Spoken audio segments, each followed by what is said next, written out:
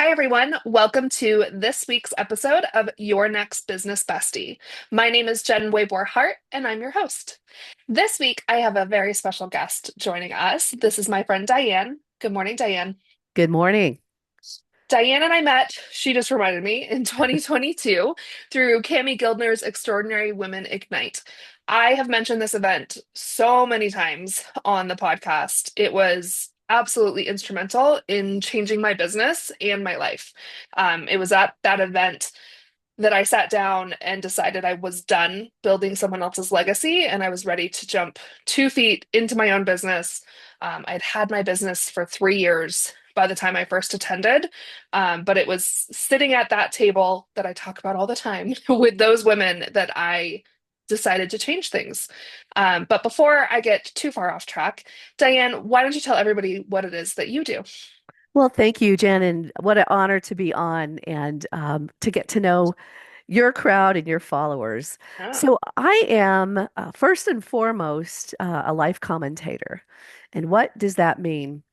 I left corporate America coming up on 3 years ago. Actually, corporate America kicked me out. I was laid off from a job I'd had for 14 years. It's a long story, and I'm no longer angry, but I was angry for a long time. There's a lot more to that. But yeah. 10 years ago, I actually went through stage three breast cancer, and it changed my life, like so many experiences since then have. And throughout my breast cancer treatment, which was quite aggressive because I had a non-aggressive grade of cancer that was behaving aggressively. So much like my life has gone, I didn't fit the parameters. And the result of my cancer experience was I actually learned to embrace that, to embrace my differences. And um, I hated having to go through that at age 50. But Mm. now that I'm approaching age 60, I just decided I think it's time in my life to stop, as you mentioned. I always joke about propping everyone else up and to Yeah. focus on what I have to offer to the world. And my jam is really storytelling. And I was trained to be a print journalist, a newspaper reporter, if you will, back in the late 80s. And I pursued that degree because I wanted to have a public relations degree. And where I went to college at University of Nebraska in Kearney only offered a PR degree through their journalism department. So wasn't thrilled about being trained to be a newspaper reporter, but it's been a great platform for Yeah. me throughout my career. And I ended up doing primarily business writing and communications and some marketing. But that foundation has it really taught me to see the world through a different lens. I was trained to be a listener and an observer. And for some reason, I inherited or grew this ability to kind of just retain stories, things that happened. And I had Mm. a knack to write a lot of these things down. And in business, sometimes I wrote them down sort of as a CYA in case I ever needed Yeah. to be called in, which I've had to do to testify or whatever. And so now that I'm a life commentator, kind of doing talkbacks and telling stories about what I've experienced, and not just in corporate America, and there's enough goofy and empowering, enlightening um, stories to go 10 volumes on that. But then there's the cancer stuff. And then just growing up in a small town in Nebraska and those um, being raised in an agricultural based community where everyone relies on each other. I Yeah. feel like I've had such great foundational experiences that now I'm at a point where I'm just pulling all of that together. And I do that a couple of different ways. One is through certainly advocating my calling, if you will, after my cancer experience was to focus on what I call the intersection of mental health and cancer. And that has everything to do with how such a traumatic experience impacts us really for the rest of our lives. For those of us who are fortunate enough to be able to survive our cancer experiences, but how interestingly, and we were just talking about this before, Jen, Yeah. there can be triggers that you don't expect that happen. A certain smell, someone will say something, and you're kind of launched back into that trauma, if you will, of facing your mortality, of not knowing whether you're going to survive. If you do survive, I struggled with this. Why was I selected to survive? Why did I get to live and others don't? So there's just a wealth of lifelong sort of after effects of this experience. And then really focusing on advocacy through speaking, through writing blogs and books.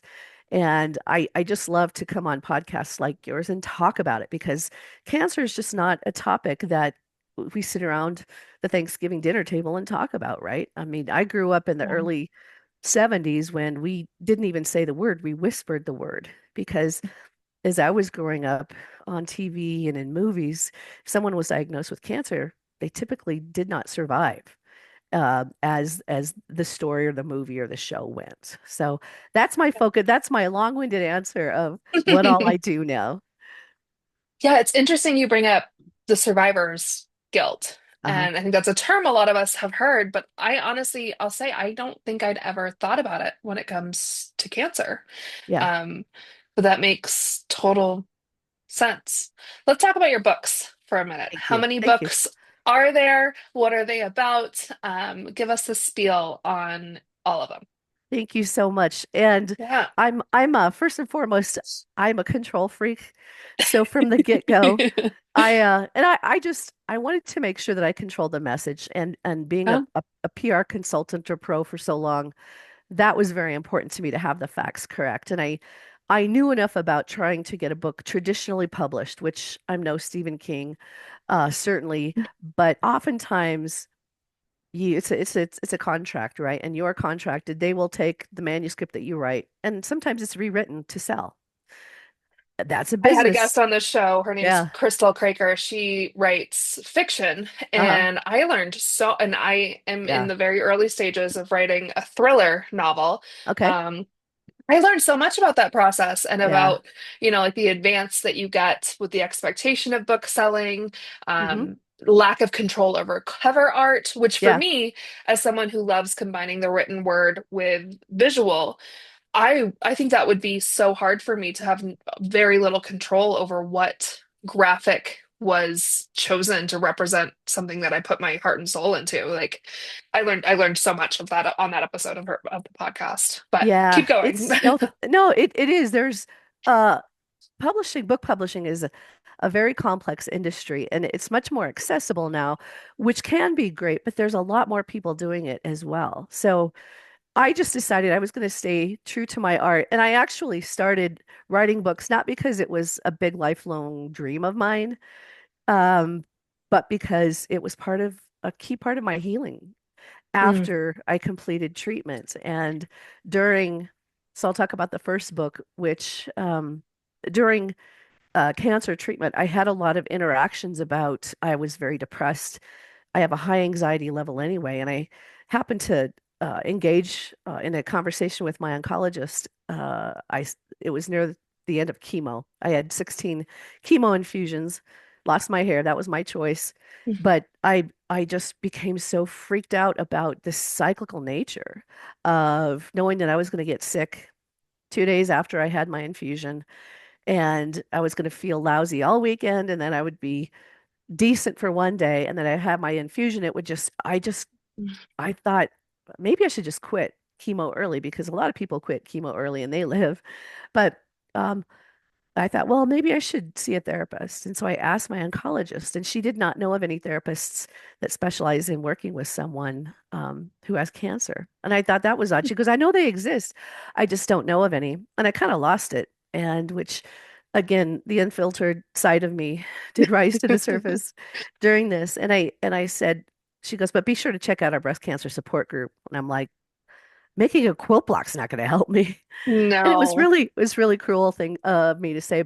But what it did was the Geraldo side of me, the journalism side of me kicked in. And so I just started calling around to who I knew. And I met with some folks at the Graduate School of Professional Psychology here at the University of Denver. And these are where clinical psychologists go to receive their training.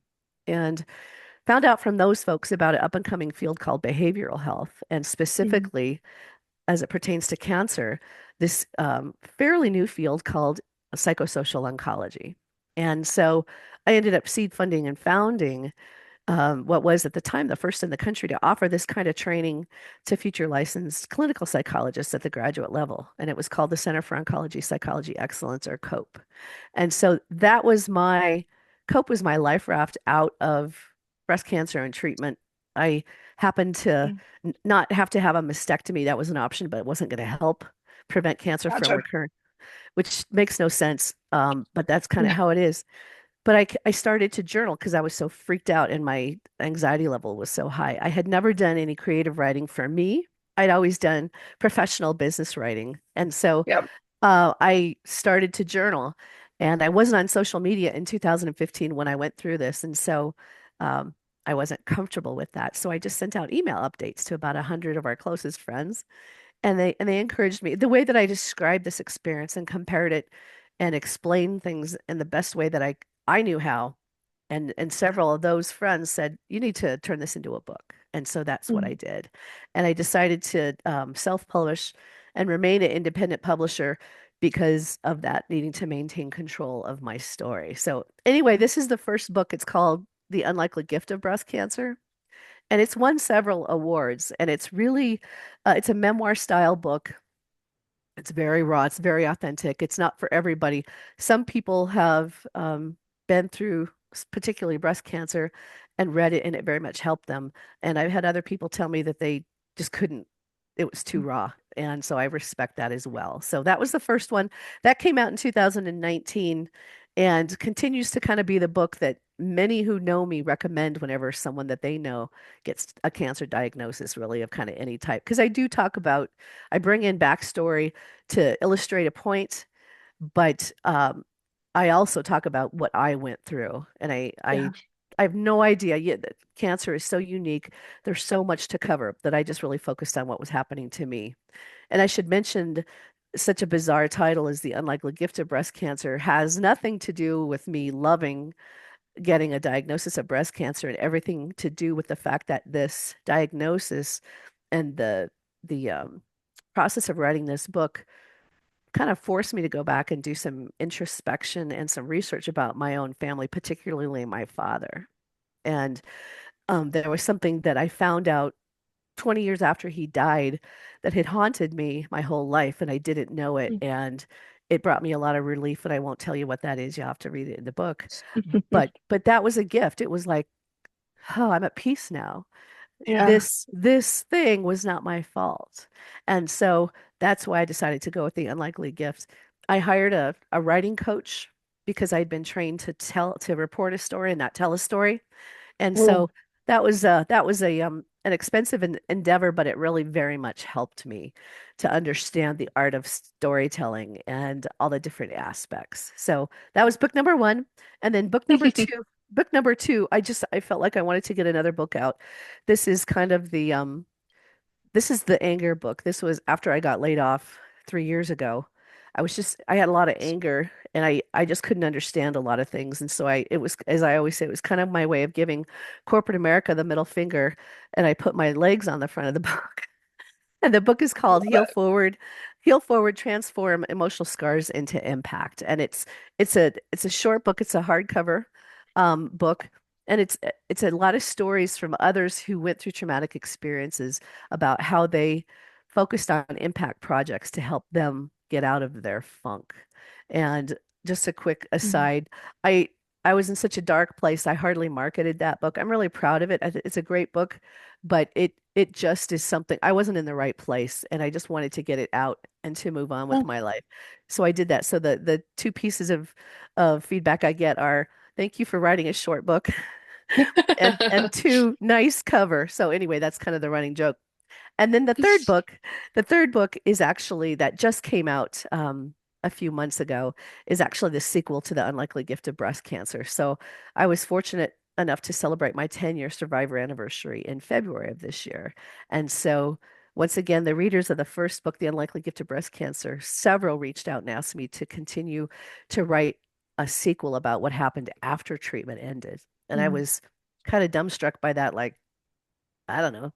You just figure it out. Well, once I started to outline, I realized there were a lot of bizarre, tragic, inspirational, funny things that happened. And so I captured those stories in what I call Unlikely Gifts Unwrapped, and it's my unfiltered reflections on life after breast cancer. And so that has already won some awards. It's gotten a very strong response and reaction from the followers who are now um, they tell me, Diane, you don't need to have your own podcast. We just want you to keep writing. And what a great honor that is to be asked to just to continue doing what it is that I love most and trying to help others along the way. Beautiful. I love it. Let's go back in time. Yep. Um, Where do you think your love of storytelling comes from? I love storytelling. That's what this podcast is all about. It's what I Mhm. encourage all of my clients to do is to bring more of themselves into their businesses because it so Sure. often gets lost. And I think my love of storytelling comes from my love of books. I've Okay. always been an avid reader. Mhm. My goal is 100 books this year, which would be 20 more than I've ever read in a year. But as you know, and I announced before this podcast will go live, I am pregnant. So we will see if I Yay! can hit those 100 books. But I think I'm so passionate about getting lost in the world Mhm. of other people that that's where my love of helping others tell their stories comes from.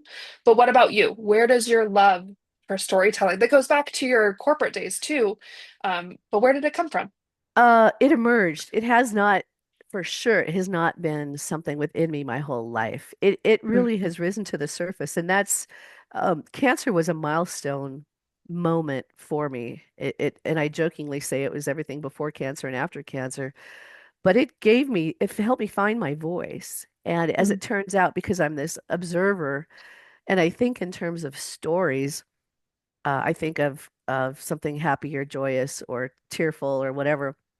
I think of a story, and it's how I catalog my vault of what's in my brain.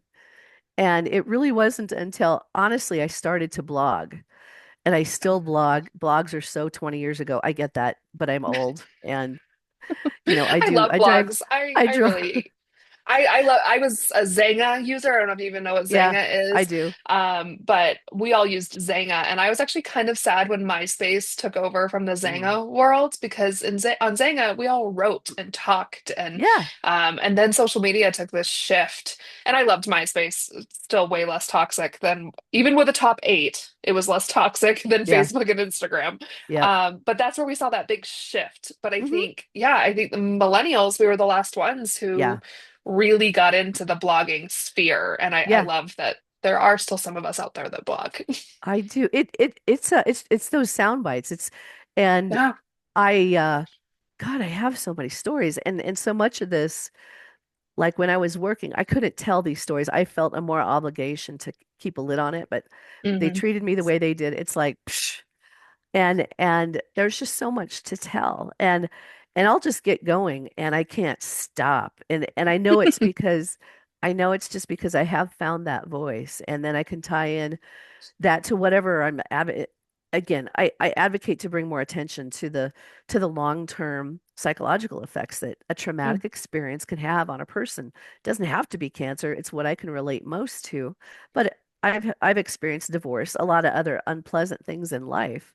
But I absolutely believe, because I lived it, your body's physical ability to heal itself from anything, and that could be a broken leg or a psychological trauma, does depend on the state of your mind and how you sort of deal with process is probably a better word. Process these traumas, these fears, these things that haunt you that you may dream about. For me, it's tornadoes and snakes. It's all, and now my dreams, it's kind of dumb, but I've had three bad elevator experiences. And so my classic dream is always being on a cruise ship where you have to take the elevator up to get to a certain level so you can walk to get to Yeah. the elevator to take you up to your room. God, I have those dreams all the time. And the symbolism is I'm still trying to find myself. I'm lost. I'm reliving the past in so many years. And so now you just can't shut me up, which is probably very obvious on this podcast, because I just have had these discoveries about myself. Because I Yeah. really truly thought my job was to prop everybody else up for decades of my life. And I got really good at it. I made a lot of money for people, won a lot of awards, nominated leaders for awards, and then they kind of started to believe it. And I'm like, uh-oh.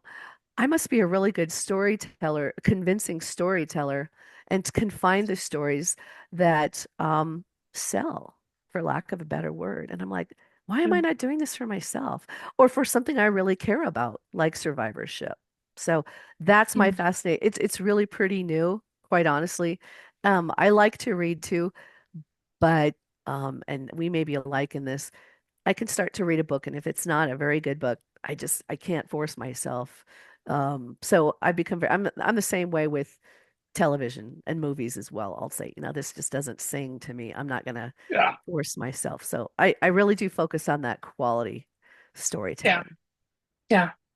So I feel like I have so much to learn from you, Diane, because in a similar boat, like what I do with my business is propping other people up, and I love that. Yeah, I have an incredible community, and I absolutely love propping up small business owners and entrepreneurs, especially female entrepreneurs and nonprofits. yeah, That's a new love I found this year is my love for nonprofits. I have a few that I'm working with. great. But anytime my stories start to come out, like I did an episode of this podcast that was 35 things I learned in 35 years. I did it for my birthday in December. And everyone's like, well, you got to tell us more. And I still Mhm. am at that stage. I feel a little awkward sometimes, especially on the Yeah. podcast, ironically, of telling my stories too much. Um, but I know the importance of it. And Mhm. I think you're such a beautiful catalyst for helping others realize the power in their own stories. Well, thank you. And that's fantastic because it makes you human. It makes you Mhm. authentic. And Yeah. that is so important because you're not sitting there saying, here's the 35 things I did to become successful, wealthy, da da da. No, this is just life lessons. And Yeah. I take a similar approach because I have no idea. A lot of stuff that's happened that's good to me, it was just accidental, right place, right time. Or as my oldest brother Randy teases me, Diane, you learned how to divorce well. I mean, but to go back, the one thing I think that likely was different for me, when I talk about propping up people, is that I'm so stubborn. I became so stubborn that I stayed in jobs because I thought I can change them. I can make them less narcissistic, less demanding, less self-centered. Although I thought that was my job. I took it too far. And then I didn't really know how to get out because then they were so reliant on me. And how dare I think to leave, whatever. And it was You're just this dumb speaking kind of, my story, Diane. yeah. And so Yep. so I do love, and I've had clients, I still have clients that I love to work with now, but it's just different because it's our choice. It's Yeah. feeding our soul as opposed to just collecting a paycheck and sticking around because we feel needed, right?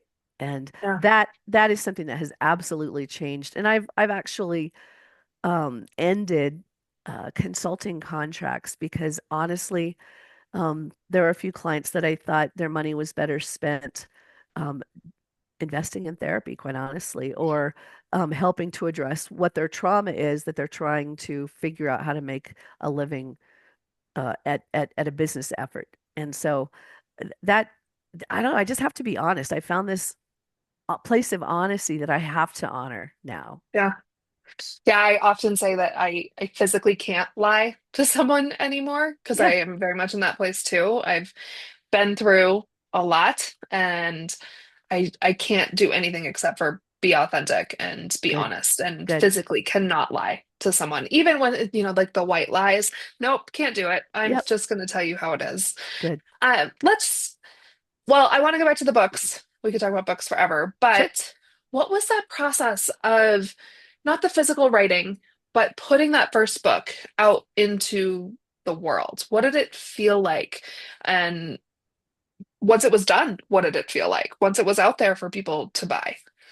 I it felt great. It felt like an accomplishment, but I was rushed Mm, because I had queued up this audience and I was blogging by then.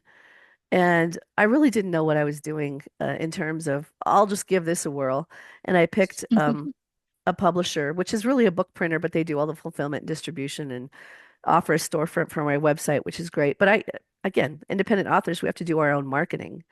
And people were so anxious, and I still allowed the pressure to get to me. Like, you have to get this book out. We want to read about because we know it's going to be a great story. And that's the one thing that I wouldn't say I regret. it's the last time I will allow someone to tell me what to do because I really wanted to get away from that. And so when I got the first box of books, actually the first box of books, I've never told this story.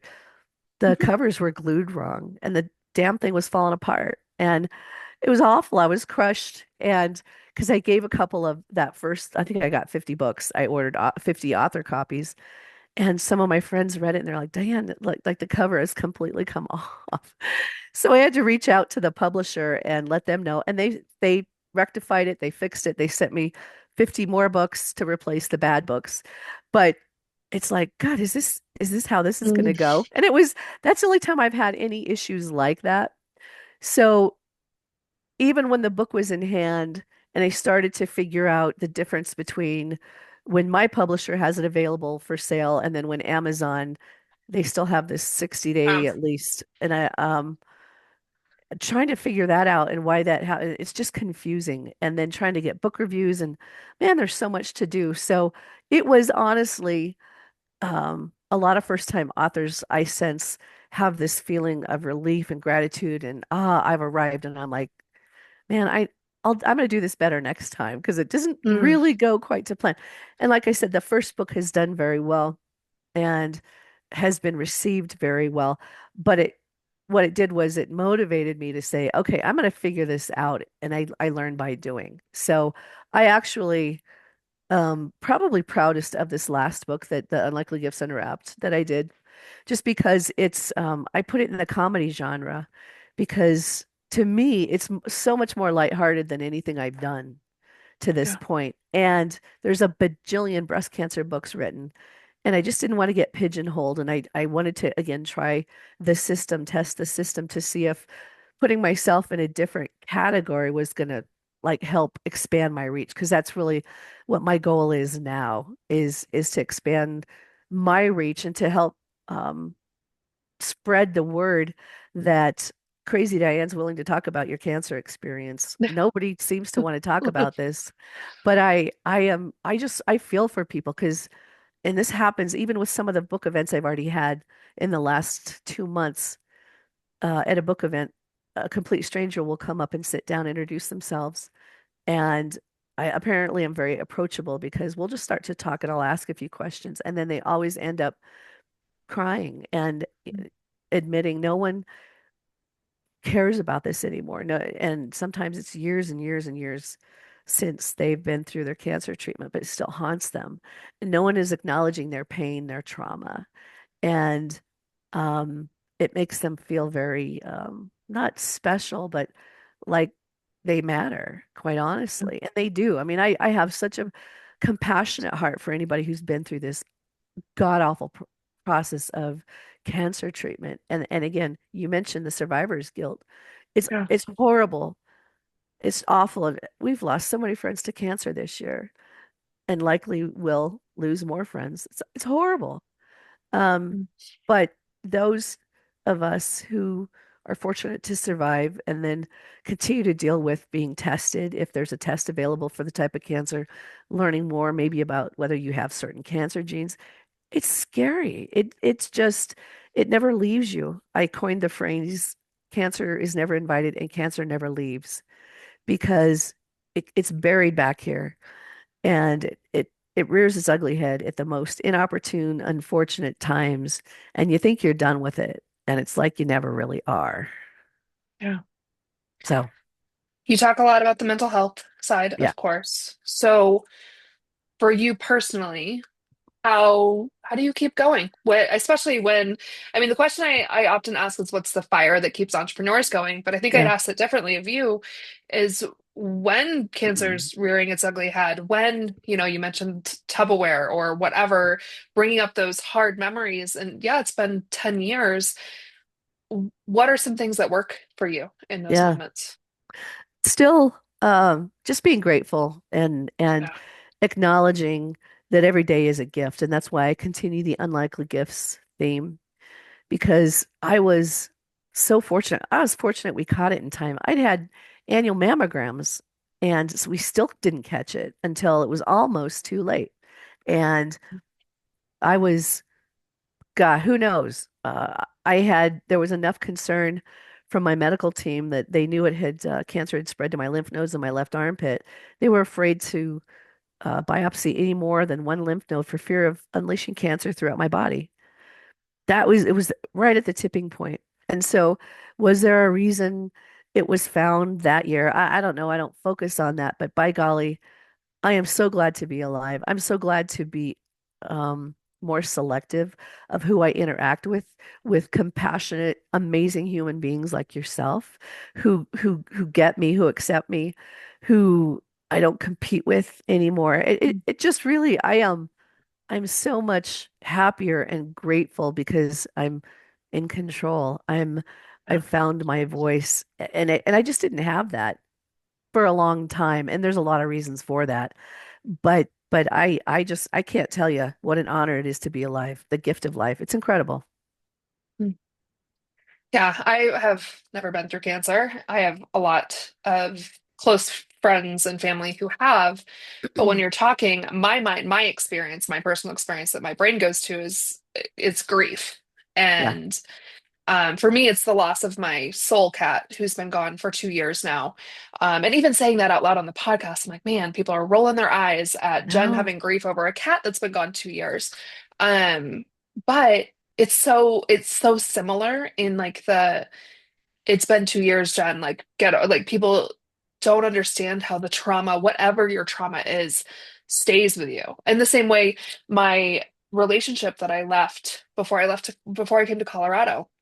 Yes, it was an unlikely it was such a gift to end Yeah. up here. But that doesn't mean that it didn't suck. That doesn't mean that there aren't still triggers and Yeah. forever triggers of what I went through. So I think you're offering such a gift to people of recognizing and helping them see the validity of of their mental health, of their feelings, of something that might be 10, 15, 20, 30 years ago. But it stays with us and it's how Yeah. we move forward with it that makes us human. Very well said, and so true. And for me, not having ever had children, I was so far separated. I was so independent that when my parents both passed away, I had said goodbye to them a long time before Mm. that, my mother especially, who was in the middle stages of dementia. But it was a chocolate lab for me, Enzo, that died in 2011. And it was actually technically my ex-husband's dog, but I got Enzo in the divorce, and he was my little buddy. I was single Yeah, for the longest time, and I have to tell you, it was awful. I grieved, I ached, I hurt so bad. My bones hurt. And yeah, in my first book, I tell the story of when we had him euthanized and making the point of how special this creature was and yet how he continues to show up to support me 14 years later. But it's been interesting because now I'm finally at the point where I remember Enzo for the good times. And he died from cancer.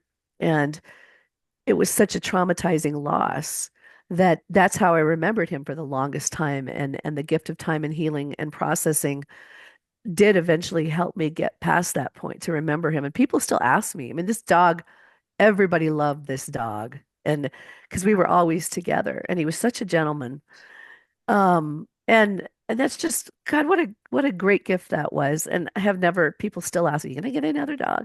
It's like, I don't need to. I've had my little buddy, my friend, um, and he got me through a bunch of stuff. And I don't know that being raised in an agricultural community where animals have a specific purpose, yep, dogs are guard dogs, they all have a job to do. And this was the first time he was like my child, and but in a unique way in that I didn't coddle him. He was my protector. I was single for a long time and he yeah. was my best bud. So I do appreciate everything that you're saying because I've been there too, and honor that, respect that loving companion animal because those are some of the I think the greatest gifts we ever get to have in our lifetime. I really believe that. Yeah, when Jack passed, I was blown away. I mean, a friend of mine whose kids never met Jack, I have them on a shelf next to me. Her kids colored pictures of Jack at Mm. the Rainbow Bridge and sent them to me. Um, and the amount of lives that he touched, Hmm. and people that never met him, that just saw the impact he had. Um, but I will share something that I wasn't sure I was ever going to share, but how we found out we were pregnant. Yeah. So you mentioned dreams and now us talking about animals. It feels aligned. So it was a Wednesday night and I dreamt of Jack and I Yeah. dreamt of my previous white cat. His name was Surrey for Survivor. He had been hit on a road in New Hampshire and my mom picked him up, pulled over, and he was my first cat. He crawled over into my lap and my brother is an animal whisperer, so it was a very Okay. big deal for this cat to pick me.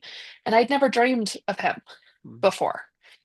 And they both appeared to me in this dream. And I wrote down the dream, thankfully, because I don't remember all the details now. But there's this belief that when you're trying to conceive, that the soul of your child is waiting for you Mm. with the souls of those who you've loved that have passed. And they're nurturing this soul until it's ready to come to you. Cats appearing in dreams are a sign of fertility. And I know this is a Wednesday, and I remember sobbing the next day and talking to a few friends about this dream. A friend of mine's an animal communicator, and she also dreamt of her cat that night. Um, and so I was in the shower and kind of meditating, kind of just talking to Jack and Surrey, and I asked them to let our baby know that it was safe and that we would take care of them when Mm. they came earthside. And it was that Saturday morning that I found out I was pregnant.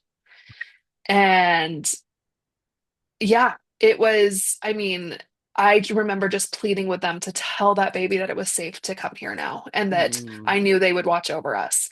Um, and I think I'm just trying to lean into like that I believe they sent our Mhm. child, that they told that that is what happened. And so back to the grief piece, I had such a hard time when Jack passed, when people, oh, your fur baby died. No, like this, like, oh, that term drove me nuts because this is a piece of my soul Sure. that is wherever you believe, that is in the afterlife, wherever, watching over me.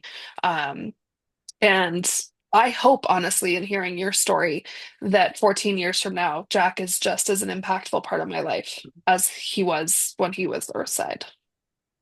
Serum. It's I'll just call them my God moments of stuff. I was never really a deep thinker or a believer in angels, but Yep.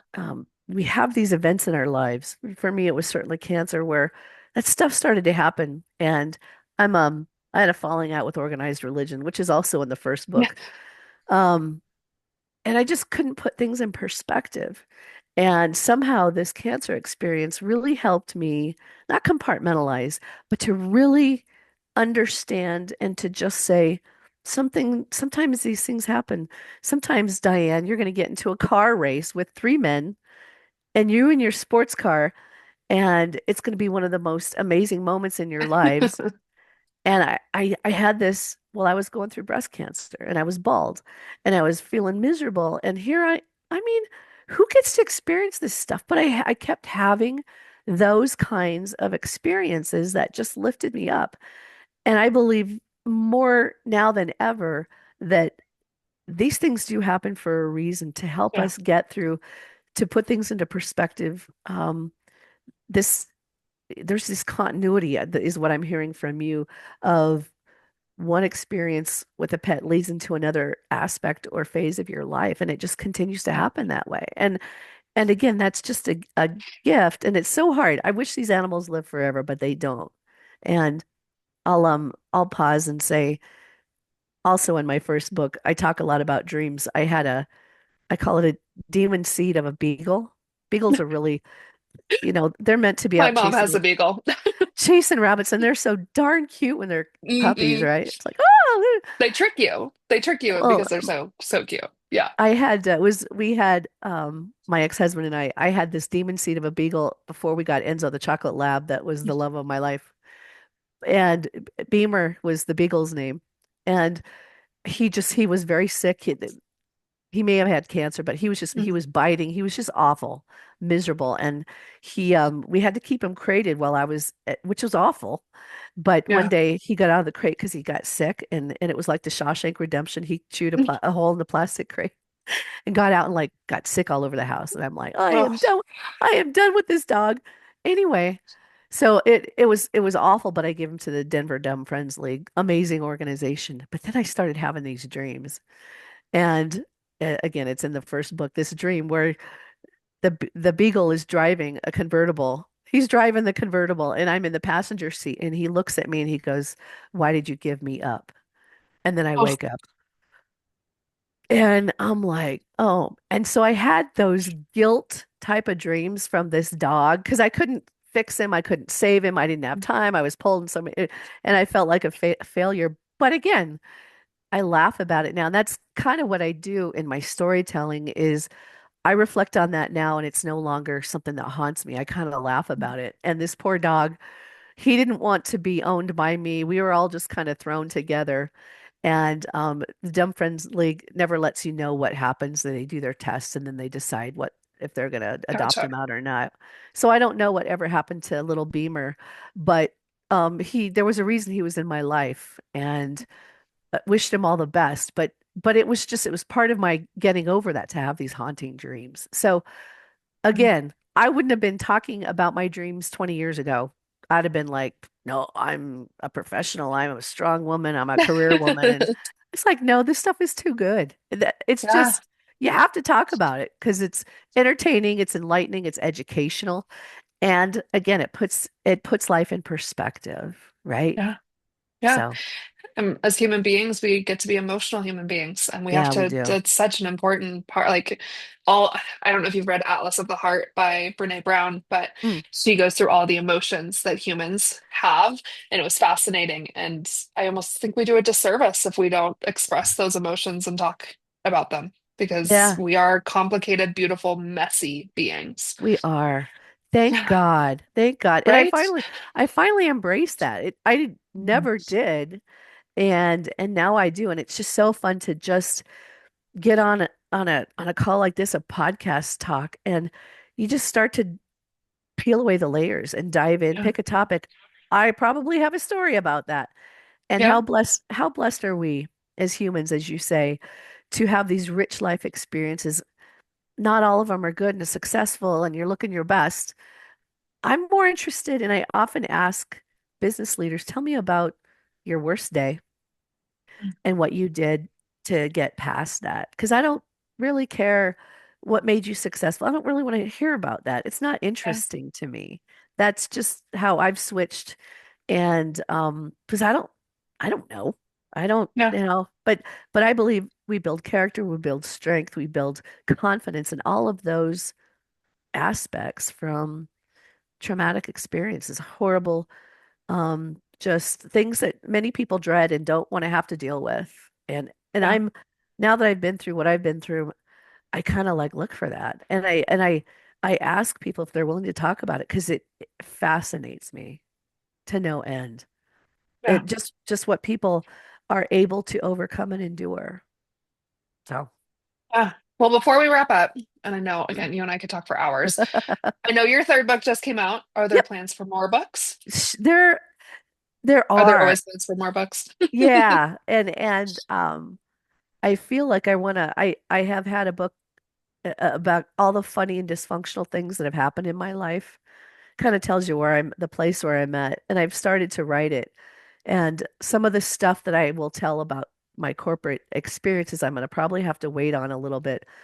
But the part from childhood, I may do it in like a two-parter or something, just Hmm. because the stuff from my childhood, it's hilarious. And I just really feel like I want to put these stories out about these things really did happen to me and attribute part of it to a small town. But um, as much as I feel like I write the same book over and over in memoir style, that's just who I am. That's how I Hmm.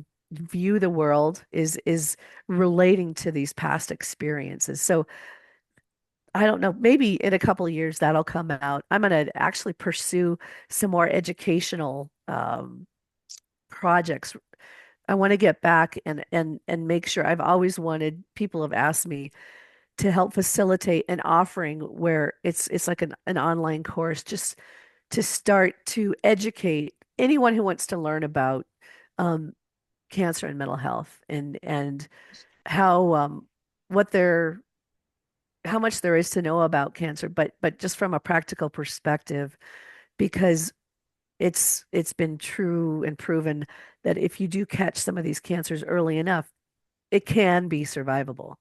And there's Yeah. some that are just you can't even detect them, and that's awful. But to be self-aware of your body, what's happening in your body. And I broke out in a terrible rash. And I thought it was an allergy, and I'm sure now that was my body's way of telling me you have cancer. Mm. Because I've talked to many other people that the same thing happens. So, as I always say, cancer is not like a cold. Sometimes people um, choose different methods for how they treat it, and it works for them. But I was pretty convinced that mine was not going to just go away on its own. And so Yeah. I had to do something about it. So, anyway, yeah, more books, more. I just love talking about this stuff. A lot Yeah. more stories and hopefully some educational projects. And I'll Awesome. keep I'll keep jamming on the books because independent authors have such an important voice Yes. and so many stories to get out there. Yeah. Where can everybody find you if they want to get copies of your book, if they want to find out more about what you offer for client services, if they just want to learn more about you? What is the Thank best you. way to find you and get in touch? Thank you so much. Well, as far as the book, it's actually, I mentioned that 60-day pre-sale period on Amazon. That was supposed to be in a couple of weeks, but my book is now available. You can buy it on Amazon now. Somehow I didn't have to wait the 60-day. So you can go to Amazon, search for Unlikely Gifts Unwrapped, or you can go to my website, which is a great resource for everything that you just mentioned about the services that I offer. You can buy my books off my website, and then all my blogs are in an archive on my website. So a lot of great information there as well. So would love to connect, reach out. There's a contact form on the website. Would love to hear from anyone, just to talk about someone's cancer experience or if they have questions about any topic. I probably have a story. Awesome. I will be sure to include all of those Thank you. in the show notes and captions on social media and all of that. And for anyone listening that wants to find out more about what I do as a creative strategist, you can find me on Instagram at LifeJensWay. My website is jensway.com. My email address is jen@jensway.com. Two N's on Jen always. Thank you so much, Diane. You are such a light, and I'm very excited to work together this summer and get to know you even more. But thank you for taking the time to share some of your stories with the audience. My pleasure. And I too look forward to just seeing what kind of trouble we can get into together. I think it's going to be a blast. I agree. Awesome. Everybody listening, thank you so much. And I will talk to you next time on Your Next Business Bestie. Have a wonderful week.